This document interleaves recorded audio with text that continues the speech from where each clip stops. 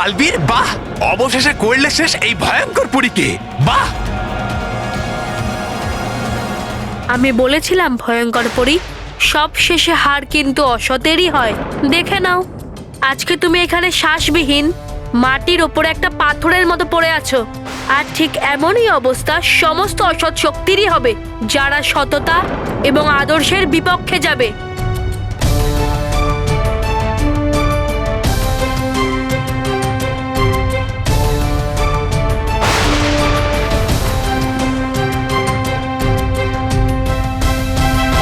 পরীরা, দেখে নাও, আপনাদের সঙ্গ এবং আশীর্বাদে সততা এবং আদর্শের প্রতীক বালবীর অসতের প্রতীক ভয়ঙ্কর পরীকে নিঃশেষ করে দিয়েছে। নিঃশেষ করে দিয়েছি ওকে চিরদিনের জন্য।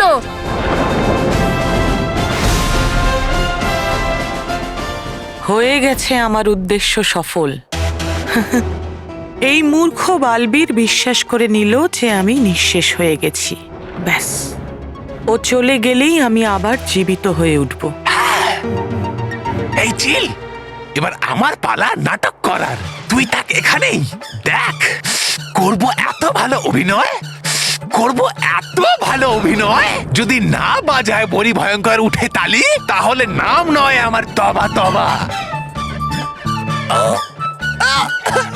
পরি ভয়ঙ্কর। আমি যে প্রতিজ্ঞাটা করেছিলাম সেটা ভয়ঙ্কর পরীর নিঃশেষ হয়ে যাওয়ার কারণে সম্পূর্ণ হয়েছে।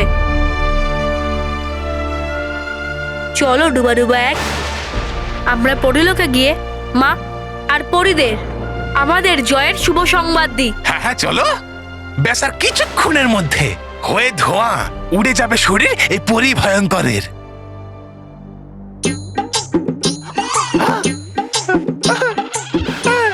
পরি ভয়ঙ্কর হতে পারে না, এরকম যেতে পারেন না আপনি আমাকে ছেড়ে। এই বালবীর, তুমি কতটা নির্দয়! করে দিলে তুমি অনাথ এই তবা তবাকে। এবার কি করবে এই অনাথ তবা তবা পরি ভয়ঙ্কর ছাড়া বেঁচে থেকে? আরে মূর্খ একটা, এত বাড়াবাড়ি করার দরকার নেই যাতে অভিনয় মনে হয়।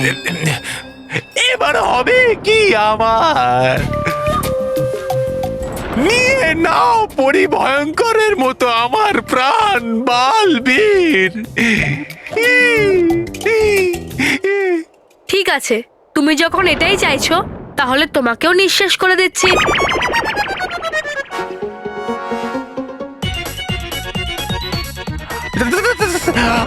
আর কি বা আছে এখানে আমার? বাজবো আমি আর কার সাথে? আর কে রইলো আমার?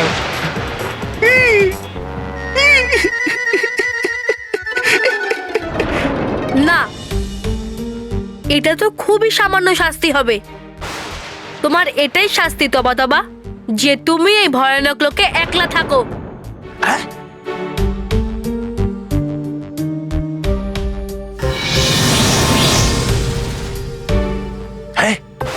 এই পরি ভয়ঙ্কর উঠুন, আমার প্রিয় পরি ভয়ঙ্কর উঠুন, পরি ভয়ঙ্কর উঠুন, আমার প্রিয় পরি ভয়ঙ্কর উঠুন। চলো ডুবা ডুবা এক, আমরা পরিলোকে ফিরে গিয়ে অসতের নিঃশেষ হওয়ার জন্য উৎসব করি। হ্যাঁ চলো চলো, উঠুন পরি ভয়ঙ্কর, উঠুন পরি ভয়ঙ্কর, উঠুন।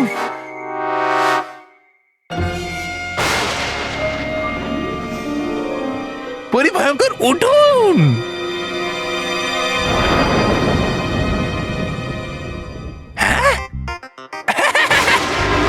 উঠুন পরি ভয়ঙ্কর উঠুন।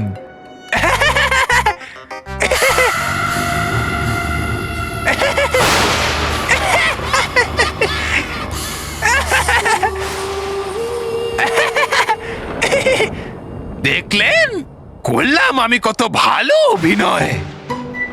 দেওয়া উচিত আপনার আমাকে সাবাসি। আচ্ছা, আউ! এত ভালো অভিনয় করার জন্য একটা কম পড়লো, আরেকটা দিয়ে দিচ্ছি। মূর্খ, তোমার জন্য পুরো খেলাটা নষ্ট হয়ে যেত।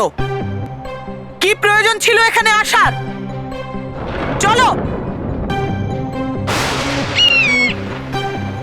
দেখলে, হিংসা করে আমাকে এই পরি ভয়ঙ্কর।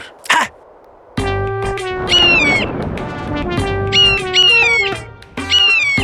এই, এই, এই, এই।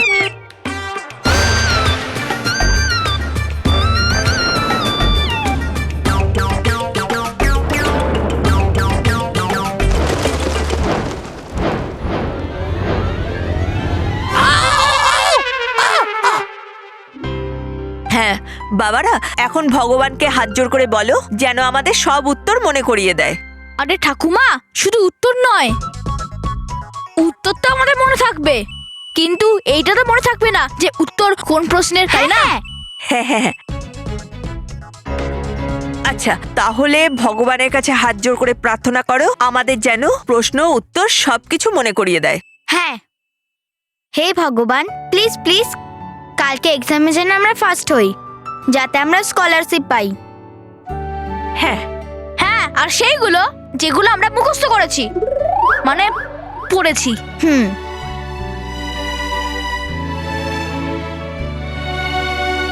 আর বাবারা, যদি তোমরা স্কলারশিপ পেয়ে যাও না, তাহলে 101টা নারকেল ভাঙবে মহেশের বাবা নিজে।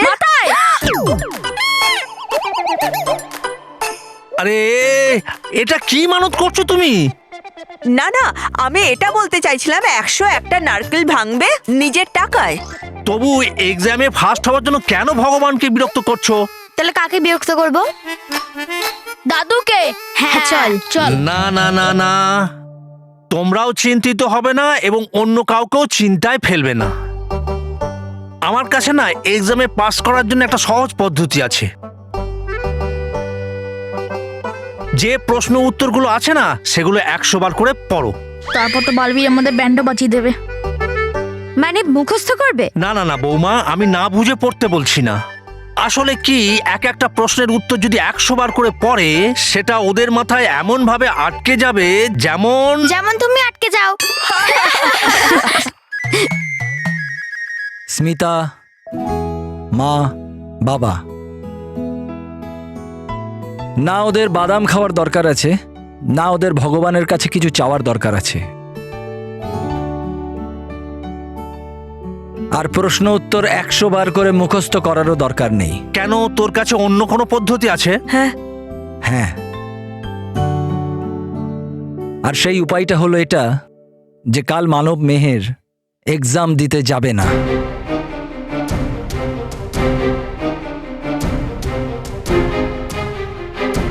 না পরীক্ষা থাকবে, না পড়ার চিন্তা থাকবে।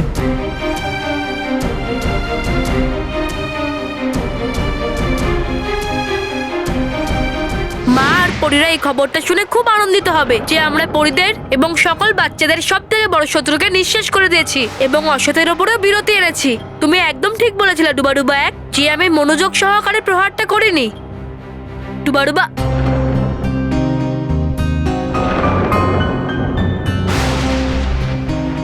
সব ঠিক আছে তো ডুবাডুবা এক? হ্যাঁ হ্যাঁ হ্যাঁ, আছে তো সব ঠিক, কিন্তু ভাবছি আমি ওই তবার ব্যাপারে। তুমি একদম চিন্তা করো না, ও ভয়ঙ্কর পরী ছাড়া কোনো অসৎ কার্য করতে পারবে না। ও ভয়ঙ্কর পরী ছাড়া পুরোপুরি শক্তিহীন। হ্যাঁ, আর একলা আর দুঃখীও। হুম? হ্যাঁ বালবীর, আমি কিছু তোমাকে বলতে পারি? হ্যাঁ হ্যাঁ, বলো ডুবাডুবা এক। না না না, থাক, হবে না উচিত এটা। চলো যাই, ফিরে যাই আমরা পরিলোকে। ডুবাডুবা এক,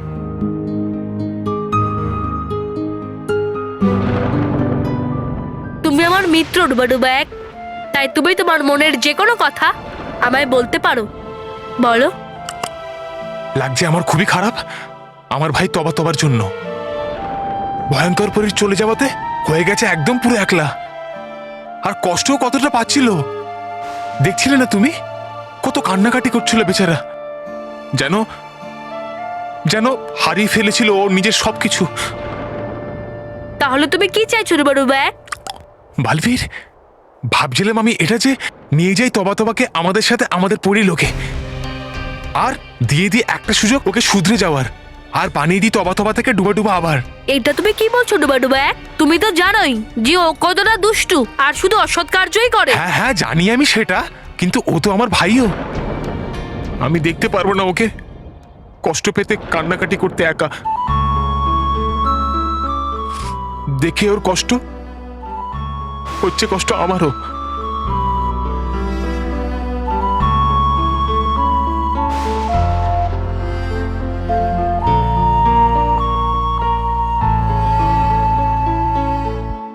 বালবীর, হতে পারে এরকম হতো না, ভয়ঙ্কর পরীক্ষা ছাড়া ওরও হবে একটু সুবুদ্ধি। ও চলে আসতে পারে ভালো আর সততার পথে। আমার গর্ব হচ্ছে ডুবাডুবা যে তুমি আমার মিত্র। তুমি সত্যিই খুব সৎ এবং দয়ালু, আর এটাই কারণ ছিল যে তুমি পরিলোকে পরিদের সেবাকে বেছে নিয়েছিলে, আর ওই তবা ভয়ঙ্কর পরীকে। একটা কথা বলবো ডুবাডুবা, তুমি সত্যি একজন বীর, কারণ ক্ষমা করে দেওয়ার সাহস শুধুমাত্র বীরেদেরই থাকে। খুব ভালো ডুবাডুবা, খুব ভালো। চলো আমরা তবাকে আমাদের সঙ্গে পরিলোকে নিয়ে যাই। ধন্যবাদ বালবীর। আনন্দ দেখো বালবীর, আনন্দ থাকো। আনন্দে থাকো ডুবাডুবা, আনন্দে থাকো। চলো।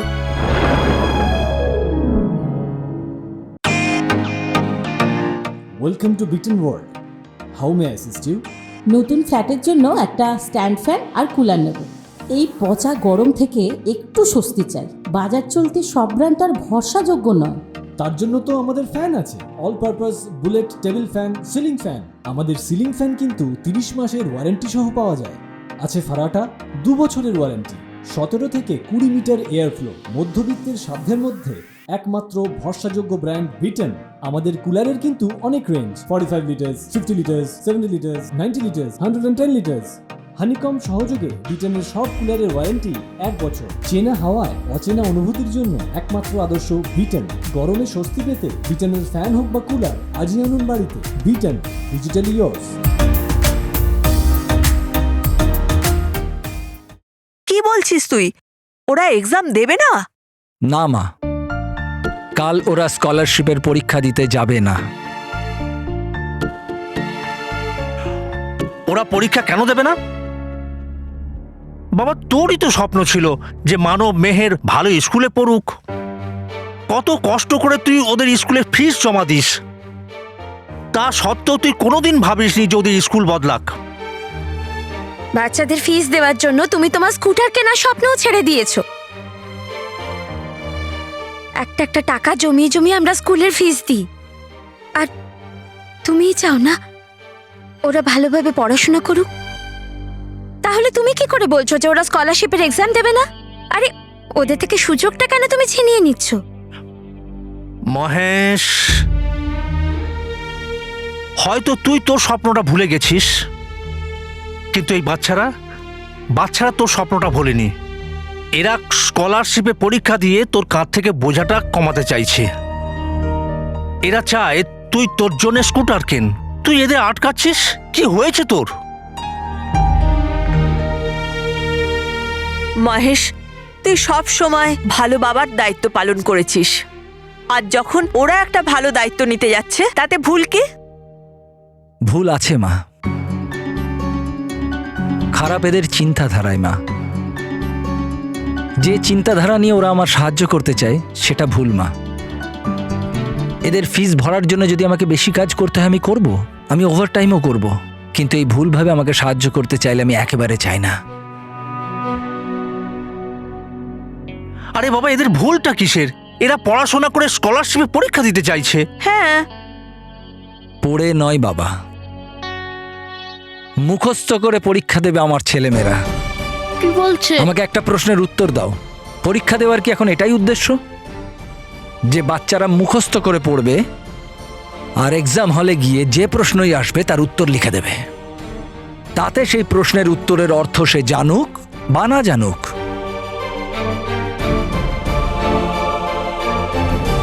তাহলে পরীক্ষা দেবার কি এটাই উদ্দেশ্য বাবা, যে কে কতটা বেশি মার্কস নিয়ে আসে? তাহলে জ্ঞান কি এখন মাপদণ্ডে মাপা হবে বাবা? যার যত বেশি মার্কস সে ততই বুদ্ধিমান আর শিক্ষিত।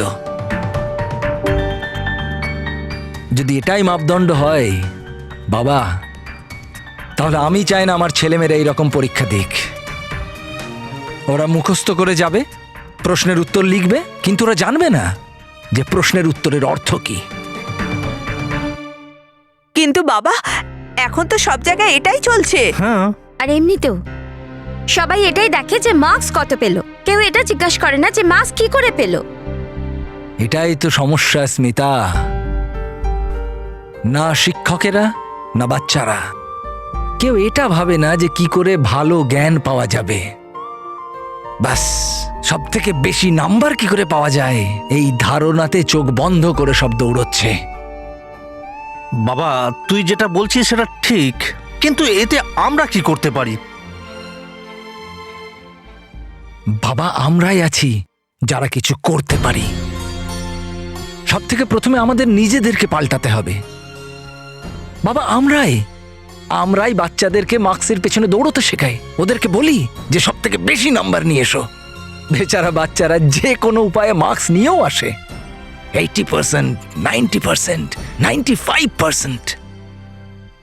কিন্তু আমাদের খিদে কখনো মেটে না। তবু আমরা এটাই বলি যে বাচ্চারা বাদাম খাও। কেউ বাচ্চাদের বলে ভগবানের কাছে প্রার্থনা করো, আবার কেউ বলে একই প্রশ্ন 100 বার মুখস্থ করো। বাবা, আমাদের বাচ্চাদের এই উপদেশ দেওয়া উচিত যে খাটনির কোনো বিকল্প হয় না। শোনো,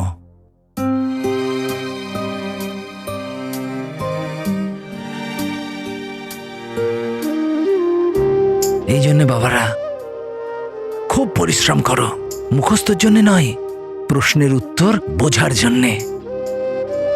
তাতে এটা হতে পারে যে তোমাদের কিছু প্রশ্নের উত্তর মনে থাকবে, এরকম হতে পারে যে একটু কম মার্কস পেলে, কিন্তু বাবারা তোমাদের জ্ঞান অনেক অনেক বাড়বে। হ্যাঁ, এই ভরসা আমি দিচ্ছি। আমরা তোমার কথা বুঝে গেছি বাবা, তুমি একদম ঠিক বলছো, কিন্তু এত কম সময় আমরা কি করে পড়বো বাবা? আমি আছি তো, আমি তোমাদের পড়াবো, আর আমি তোমাদের ভালো করে বুঝিয়ে পড়াবো। আর দেখো, একবার প্রশ্নের উত্তর তোমাদের মাথায় ঢুকে গেলে না, তোমরা সেটা কখনো ভুলবে না। হ্যাঁ বাবা, এবার আমরা বুঝে বুঝে পড়বো, তোতা পাখির মতন মুখস্থ করবো না। সাবাস, সাবাস আমার বাবারা। বাবা মহেশ, সাবাস সাবাস।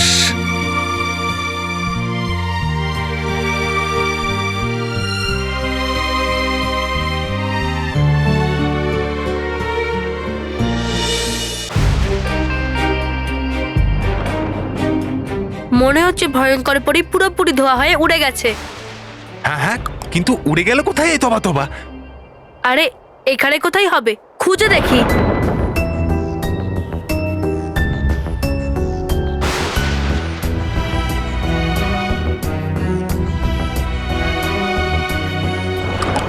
পেয়ে গেছি। হ্যাঁ, কোথায় আছে? এখানে, এই দেখো, এখানে মাটিতে। এই চিহ্নটা আমার যমজ ভাই তবা তবার পায়ের। গেছে ও নিশ্চয়ই এই দিকে। হ্যাঁ, চলো গিয়ে খুঁজি ওকে।